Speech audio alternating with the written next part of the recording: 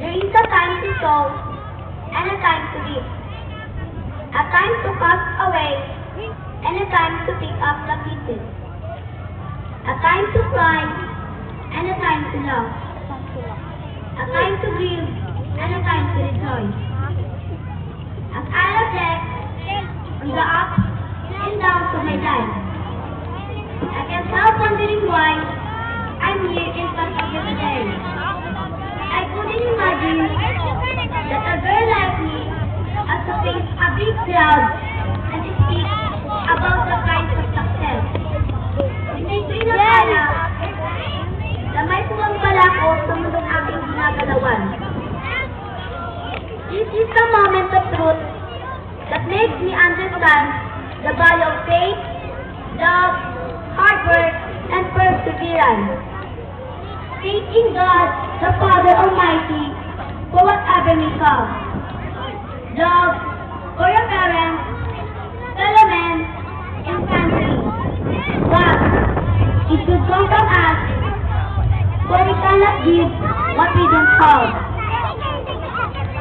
Hard work and attitude that will bring us to our goals. And perseverance, a personal drive that keeps us going through the good and bad times. I owe my mentors a thousand and one thing that made me the person I am today.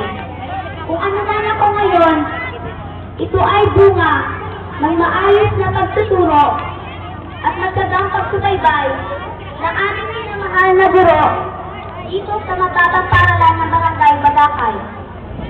Ang wastong paggamit ng oras, ang masusing pag-aaral pananaliksik, ang pagalitan kung nagkamali, at ang pagsangalan kung hindi tama, at kung hindi dapat, at pagsunod para sa kapakanan ng mag-aaral. Ang lahat ng ito ay may nabuting kahilapnan. I believe that education can change lives. Ito ang solusyon ng ating mga suliranin. To our dear alma mater, this is not yet goodbye, for we are not perfect yet.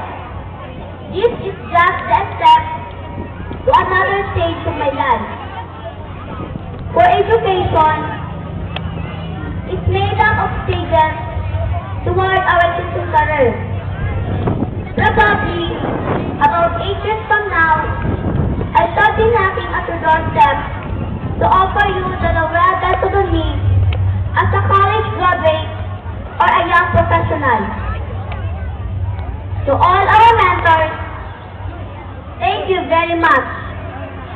May you keep the torch of education burning bright as the years go by.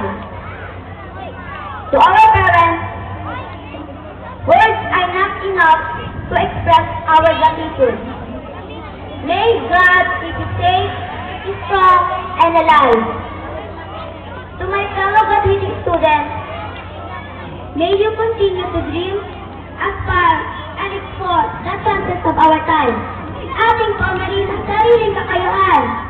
To our distinguished guests,